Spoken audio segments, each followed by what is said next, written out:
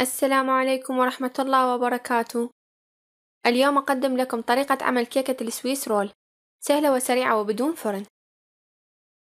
المكونات: 3/4 الكوب من السكر، 2 كوب من مبروش جوز الهند، 3/4 الكوب من الحليب، باكيت كريمة الشانتيه أو الدريم ويب، 30 غرام من الشوكولاتة، 50 غرام من الزبد، 3/4 الكوب من الحليب البارد، باكيت فانيلا، 2 باكيت بسكويت بالشوكولاتة، وفستق للتزيين.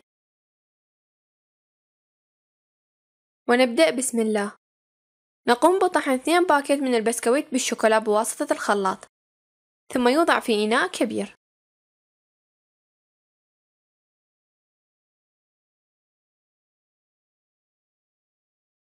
في إناء الطبخ نضع 3/4 الكوب من السكر، و50 غرام من الزبد، و3/4 الكوب من الحليب، و30 غرام من الشوكولاتة، ثم توضع على النار.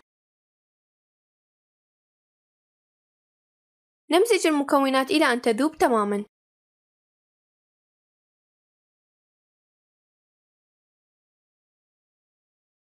بعد ذلك نضع البسكويت المطحون بالتدريج على المزيج وهو ساخن، ونمزج المكونات جيدا إلى أن نحصل على عجينة متماسكة. وإذا كانت غير متماسكة نضيف المزيد من البسكويت المطحون إلى أن تصبح عجينة متماسكة، ثم تترك لتبرد.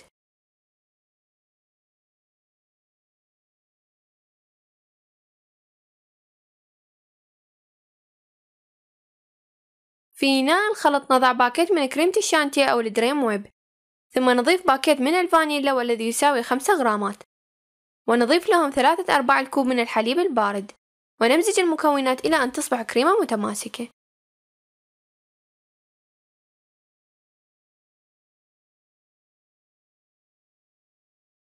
نضع الكريمة في إناء كبير، ثم نضع معهم كوبان من مبروش جوز الهند، ونمزج جيدا.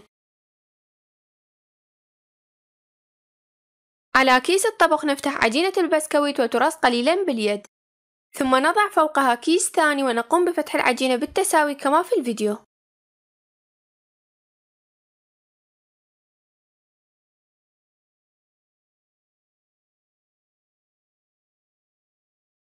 نقص الأطراف الزائدة وسوف نقوم باستعمالها لاحقا.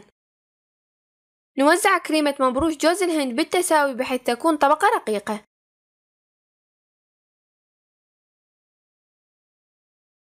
ثم تلف بهذا الشكل بحيث نقوم بإزالة الكيس في نفس الوقت الذي نلف فيه العجينة.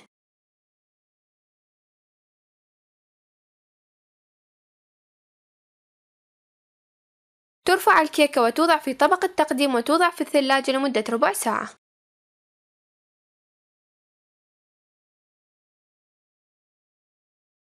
أما أطراف العجينة فأيضا تعجن وترص بنفس الطريقة، ثم نضع كريمة مبروش جوز الهند، وأنا قمت بإضافة الفستق الحلبي لأنه يعطي طعم مميز للكيكة.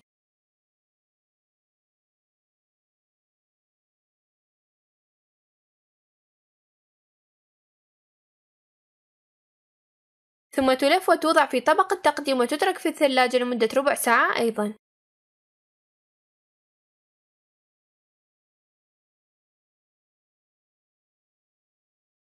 بعد ذلك تزين الكيكة بصوص الشوكولاتة أو بشوكولاتة ذائبة، وتزين بالقليل من الكريمة وترش بالفستق الحلبي، وممكن الاحتفاظ بها في الثلاجة أو تقطع وتقدم مباشرة.